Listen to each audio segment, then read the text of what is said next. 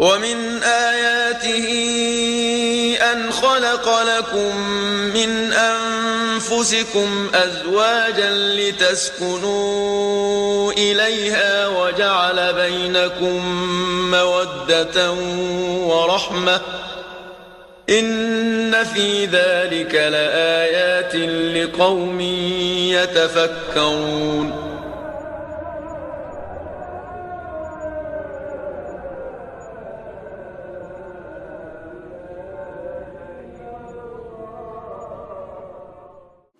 Assalamu alaikum wa rahmatullahi wa barakatuh. On se retrouve pour la suite de notre cours sur le mariage et des utilités à partir du Coran et du Hadith sur la vie conjugale et ce qui est relatif à tout cela. Bismillahirrahmanirrahim. Alhamdulillahi rabbil alamin. Lahu ni'matu wa lahu al-fadlu wa lahu al-thana'u al-hasan. Wa salawatullahi al-barri rahim.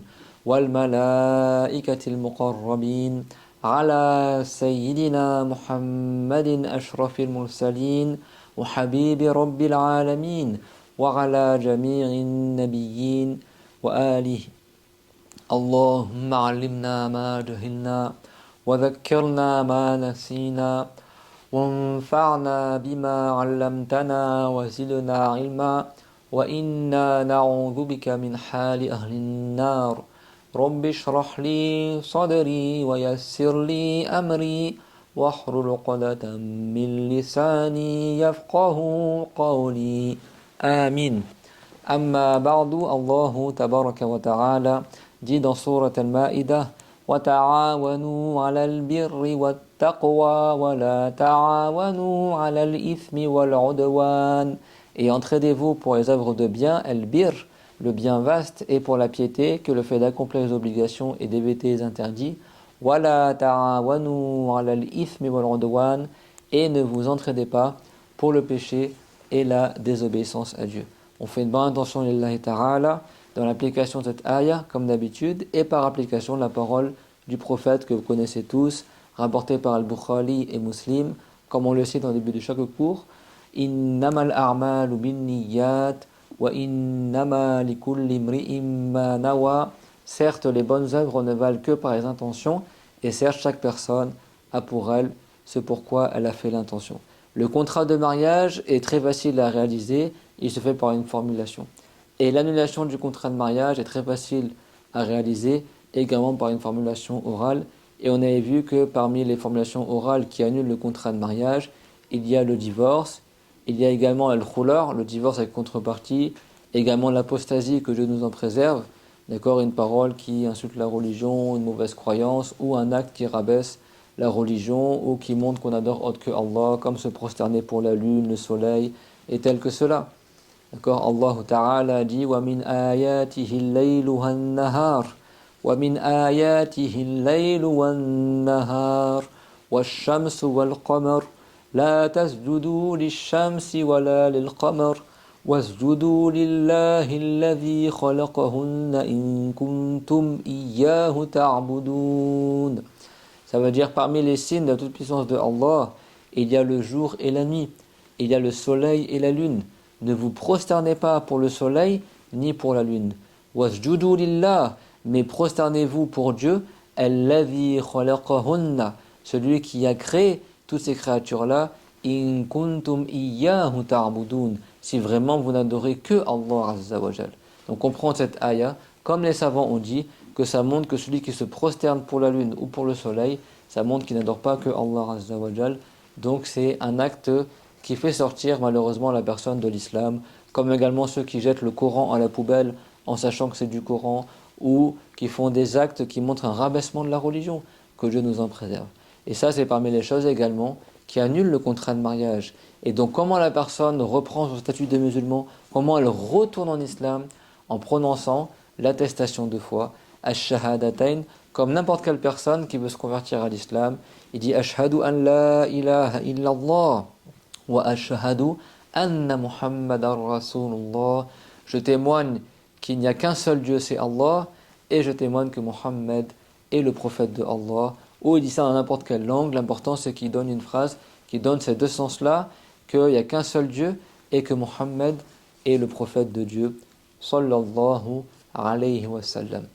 Et donc, parmi les choses qui sont relatives au contrat de mariage également, il y a les fiançailles, ce qu'on appelle en arabe al-khitba. C'est la promesse de donner en mariage sa fille. Des fois, la femme, elle a plusieurs prétendants. Des hommes, ils la demandent en mariage. Et des fois, elle n'est pas décidée. Ou des fois, le père, il préfère promettre à quelqu'un plutôt qu'à un autre. Et donc, si un prétendant est venu voir le père de la fille, et il a demandé la main de la fille, l'a demandé en mariage, et le père a été d'accord, mais ils n'ont pas encore fait le contrat, alors cette promesse de marier sa fille, c'est ce qu'on appelle la fiançaille, al-khitba, à dire que le mari, ou le futur mari, il a demandé en mariage la fille, et le père est d'accord, mais ils n'ont pas encore fait le contrat de mariage. Alors souvent dans les pays musulmans, cette femme-là qui est fiancée, on lui donne une bague qu'on appelle al-mahbas. Dans certains pays du Cham, ils l'appellent comme ça.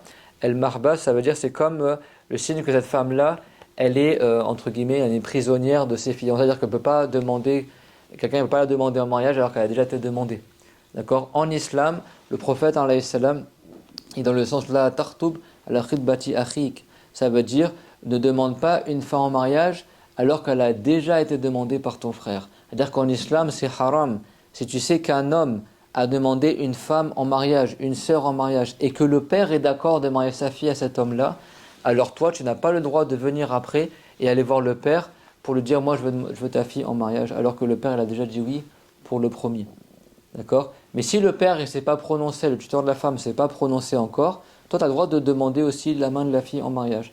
C'est-à-dire qu'il y a eu un prétendant, le père, il n'a pas dit qu'il était d'accord, donc tu peux, toi, demander après la fille en mariage ou quelqu'un d'autre, etc. Ou alors, si le premier s'est désisté de sa demande de mariage, finalement, il ne veut plus se marier avec elle, eh ben toi, tu as le droit de venir après lui et demander en mariage. Mais si tu as demandé une femme en mariage et que le père est d'accord, mais vous n'êtes pas encore marié, on dit que tu es fiancé avec cette femme-là. Cette femme-là, maintenant, elle est réservée pour toi. Et en général, on lui met une bague de fiançailles. Bien sûr, la femme, elle est consentante dans l'histoire, mais on lui met une bague de fiançailles. Comme ça, les gens, ils savent que cette femme-là a déjà été demandée en mariage, parce que c'est haram en islam de demander en mariage une femme alors qu'elle a déjà été demandée en mariage par un autre homme et que le père était d'accord. Ça, c'est une condition, que le tuteur de la femme avait dit oui au premier prétendant. C'est clair ? C'est ça qu'on appelle les fiançailles. D'accord ? Et ça, c'est une sorte d'introduction pour le contrat de mariage. Ils ne sont pas encore mariés. C'est-à-dire qu'elle ne va pas se dévoiler devant lui, enlever son voile, ils ne vont pas faire des choses haram ou des choses s'isoler tout seul ou faire l'amour ou des trucs comme ça. Non, pas du tout. Mais c'est une période comme ça où on dit que c'est sa promise. D'accord ? Elle est promise en mariage à cette personne-là. Ils peuvent aller se promener au parc, manger ensemble dans des endroits publics où d'autres gens les voient. D'accord ? Et faire connaissance et discuter. Et ça, c'est recommandé en islam de faire connaissance à la femme avec qui tu veux te marier pour être sûr que ce sera la bonne personne. Une fois à l'époque du prophète, alayhi salatu wa salam, il y a un homme qui voulait se marier avec une femme parmi les compagnons. Et le prophète, il a dit, sallallahu alayhi wa sallam, hal nazarta ilayha, est-ce que tu l'as regardé au moins cette femme-là? Et le compagnon, il a dit non, je ne l'ai pas regardé. Et le prophète, alayhi salam, il a dit, pars la voir et regarde son visage et ses mains. D'accord? Ça montre que c'est pas haram de regarder le visage de la femme. Certains disent soi-disant que c'est un devoir qu'elle se couvre le visage. Ça, c'est faux. D'accord? Les femmes du prophète, elles devaient se couvrir le visage. Mais ça, c'est spécifique aux femmes du prophète, comme on verra plus tard, incha'Allah ta'ala. Mais les femmes du commun, c'est pas un devoir qu'elles se couvrent le visage. Juste elles se voilent, d'accord, avec se couvre les cheveux, et le cou et comme ça. Et les mains, c'est pas un devoir non plus, parce qu'il y en a, ils rendent obligatoire aussi qu'elles portent les gants. Et donc le prophète, alayhi salam, il a recommandé à celui qui veut se marier avec une femme, qui regarde son visage et qui regarde ses mains. Parce que les femmes vertueuses, en général, elles portent des habits qui sont amples. Tu vois pas le reste de son corps, ni même les formes qu'elle a. Mais les savants ils disent que al-wajhu majmarul mahasin.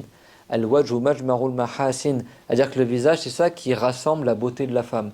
Donc quand tu regardes le visage de la femme, ça donne un aperçu de la beauté qu'elle a.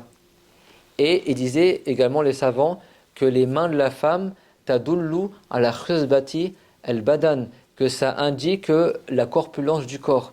Si une femme, elle est menue, elle est fine, alors elle aura les mains maigres ou fines. Et si une femme, elle est assez corpulente, elle a de l'embonpoint, et ben tu verras que ses mains, elles sont grosses. Juste avec les mains de la femme, même sans voir l'épaisseur de ses bras, parce que si elle les habille amples, tu vas pas voir la taille de ses bras ou de ses hanches, trucs comme ça. Juste en regardant les mains, tu vois si c'est une femme qui est fine ou pas. Et si tu veux avoir un aperçu de sa beauté, tu regardes son visage, parce que le visage de la personne rassemble la beauté de la personne. Et donc le prophète, alayhi salam, nous a recommandé qu'avant de nous marier, Si tu veux te marier avec une femme, eh ben, tu ailles la voir et tu regardes son visage et ses mains. Et ça fait partie des préliminaires au mariage. Et c'est bien d'attendre même plusieurs mois avant de prendre ta décision de te marier. Prends ton temps pour faire connaissance avec elle. Et également, comment elle sera comme épouse à la maison. Est-ce qu'elle aime faire le ménage ou pas? Est-ce qu'elle s'occupera de ses enfants ou pas? Quelle vision elle a du mariage, de la vie de couple, etc.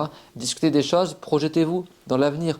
Parce que ton épouse, mon frère, ma soeur, ne sera pas qu'une épouse. Ce sera aussi ta soeur en islam, sera aussi ta confidente et aussi la mère de tes futurs enfants. Donc renseigne-toi avant de te marier, quel genre de mère elle est, où elle serait, quelle éducation elle a dans la vie à la maison. Est-ce qu'à la maison, elle est habituée à rendre service aux gens, ou est-ce qu'elle est plutôt solitaire? Est-ce qu'elle est dans son coin? Est-ce qu'elle partage? Est-ce qu'elle est affectueuse? Tout ça, c'est d'autant de critères que tu regardes avant de te marier. Parce que c'est recommandé de te marier avec une femme qui est wadoud, affectueuse, avec une femme qui est waloud, qui donne beaucoup d'enfants. Donc tu te renseignes auprès des membres de sa famille. Est-ce que ses tantes, ses sœurs, sa mère, c'est des femmes qui donnaient beaucoup d'enfants, par exemple? Une femme qui est souriante, d'accord? Parce que le but du mariage aussi, c'est d'avoir des enfants. Et donc si la femme, elle est désagréable, tu n'auras peut-être pas envie d'avoir des enfants avec elle. Est-ce qu'elle, elle aime faire le ménage ou pas? Est-ce que toi, tu aimes faire le ménage ou pas? Est-ce que toi, tu es prêt à aider dans ta maison, par exemple? Tout ça, c'est des interrogations que tu te poses avant de te marier. C'est pas juste tu te dis, oh, elle est jolie, je suis amoureux d'elle, je vais me marier avec elle. La vie, c'est pas un film, mon frère. Et la vie, c'est pas un roman ou un feuilleton télévisé, ma sœur. Beaucoup de jeunes aujourd'hui, leur mariage ne marche pas. Pourquoi? Parce qu'ils croient que le mariage, c'est comme à la télé. C'est l'amoureux, les roses et tout ça. Non, le mariage, c'est pas qu'une histoire d'amour. C'est aussi une histoire de vivre ensemble. Une histoire aussi que ta femme, elle ne sera pas toujours ton amoureuse dans ton mariage. Ce sera des fois ta sœur en islam, ce sera des fois ta confidente, ce sera aussi la mère de tes enfants. Quand ta femme aura des enfants, eh ben, elle aura un moment pour toi en tant qu'épouse, mais elle aura aussi un moment pour ses enfants en tant que mère. Donc elle ne sera pas toujours là pour répondre à tous tes besoins. Donc est-ce que tu es prêt à affronter cela? Et la femme qui croit que son mari sera toujours le prince charmant, bah, ton mari il va partir travailler. Des fois, il va rentrer à la maison, il sera fatigué. Il ne sera pas toujours là pour te mettre en valeur ou t'offrir des roses, etc. et des fleurs. Parce que souvent, ce que tu vois dans les films, ce n'est pas du tout les réalités. Et beaucoup de gens, eh ben, leur mariage ne marche pas parce qu'ils s'attendent à trouver dans leur mariage ce qu'ils voient dans les dessins animés ou à la télé. Sauf qu'à la télé, ils te montrent quoi? Ou sur les réseaux sociaux, machin, ils te montrent un instant, soi-disant le plus beau instant de la semaine, ils vont le poster sur les réseaux sociaux, mais tu n'auras pas vu tout ce qui s'est passé derrière en dehors de la photo, par exemple.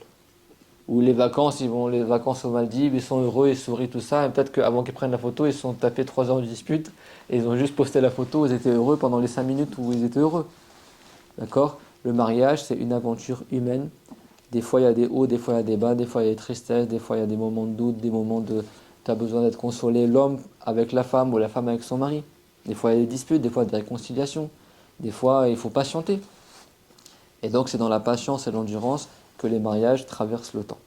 Mais ceux qui se sont mariés sur des choses fleurs bleues ou des contes de fées, etc., bah souvent, leur mariage ne dure pas.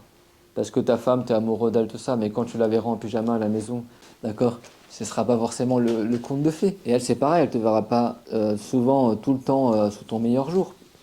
Donc, ça fait partie de la vie aussi, d'accepter cela. Et quand tu vieilliras, ou quand elle vieillira, ou quand elle tombera enceinte, peut-être qu'elle prendra du poids après ses enfants, est-ce que tu l'aimeras toujours? D'accord? Le mariage, c'est une aventure humaine qui requiert de la patience, de l'endurance et qui soit fondée sur des bases solides. Sur des bases solides. Et comment tu t'assures que que ces bases-là de ton mariage seront solides et qu'elles te satisferont et qu'elles siéront à ton goût et à tes opinions? Eh bien, c'est par la période de fiançailles. N'hésite pas à la faire durer même plusieurs mois, voire plusieurs années, pour prendre connaissance avec ton épouse, comment elle voit l'éducation, comment elle voit la vie de couple, etc. Et tu demandes à sa mère comment elle est, même physiquement. Tu dis, est-ce qu'elle a les cheveux longs, est-ce qu'elle a les cheveux bouclés, comment elle est à la maison, est-ce que c'est le genre de femme qui est affectueuse ou pas. Après, il y en a pour tous les goûts. Il y a des gens, ils aiment que les femmes elles soient dures, fermes. Il y a des hommes, ils aiment que leurs femmes soient douces, affectueuses. Il y en a pour tous les goûts et toutes les couleurs. Comme ils disent en arabe, les kulli saqita laqita. Ça veut dire pour chaque chose qui est tombée, tu trouves quelqu'un qui la ramasse. C'est-à-dire que chacun y trouve son compte. D'accord? En français, on dit chacun y trouve chaussure à son pied, etc. Déjà, ça ne veut pas dire que l'homme c'est une chaussure ou la femme c'est un truc qui est tombé ou vice-versa, d'accord? Mais ça veut dire qu'il y en a pour tous les goûts. Il y a des gens, ils préfèrent des femmes fortes, il y a des gens, ils préfèrent des femmes menues, il y a des gens qui préfèrent des femmes de caractère qui gèrent la maison, et des femmes qui préfèrent que c'est l'homme qui gère la maison. Chacun est pour tous les goûts. D'accord, il y en a pour tous les goûts et toutes les couleurs. L'important, c'est d'être pieux. Dieu l'a dit, Inna akramakum indallahi atqakum. Certes, celui qui a le plus de mérite sur le jugement de Allah Azza wa Jal, c'est celui qui est le plus pieux, qu'il soit un homme ou une femme. Donc la période de fiançailles, ne la néglige pas avant de te marier. Il y a des sagesses en cela. Alors après, il y a des gens qui ont plus ou moins inventé le muqabala. Ça, c'est pas cité dans les livres de savants, dans le fiqh. C'est pas haram non plus, mais il faut en sorte que les familles se rencontrent, etc. Bon, ça peut être une bonne chose. Parce que quand tu te maries à une femme, mon frère, et quand tu te maries à un homme, ma sœur, ça unit aussi deux familles. Donc c'est aussi requis quand même qu'avant de te marier, tu fais connaissance avec la famille de ta future femme ou ta prétendante, et qu'elle fait connaissance avec la famille de son prétendant. Parce que quand ils seront mariés, ça va devenir les oncles et les grands-parents des enfants, s'ils ont des enfants, et vice-versa. Et que tu vas sûrement visiter ta famille, manger chez eux, etc. Donc il est important aussi de tisser des bonnes relations avec la famille de la prétendante et la famille du mari.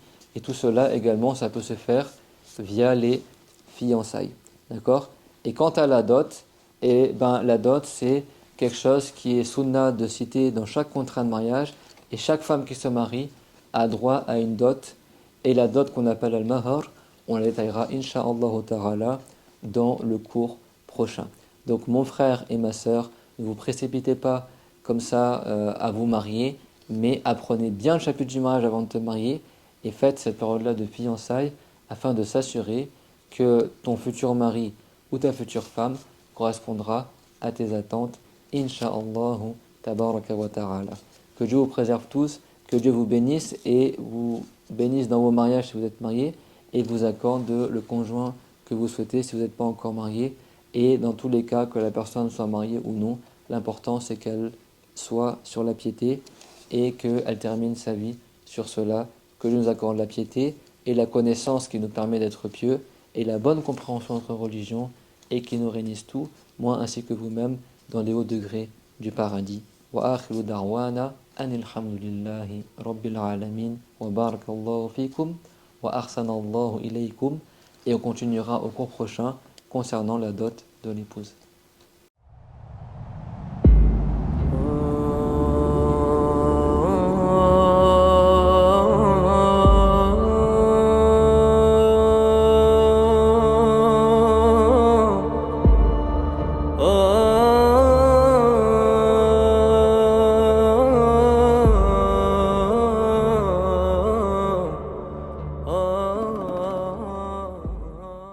Quand elle se réveille le matin.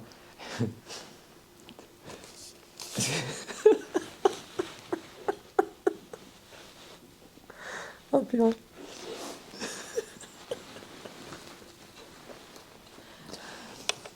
En pyjama à la maison, d'accord?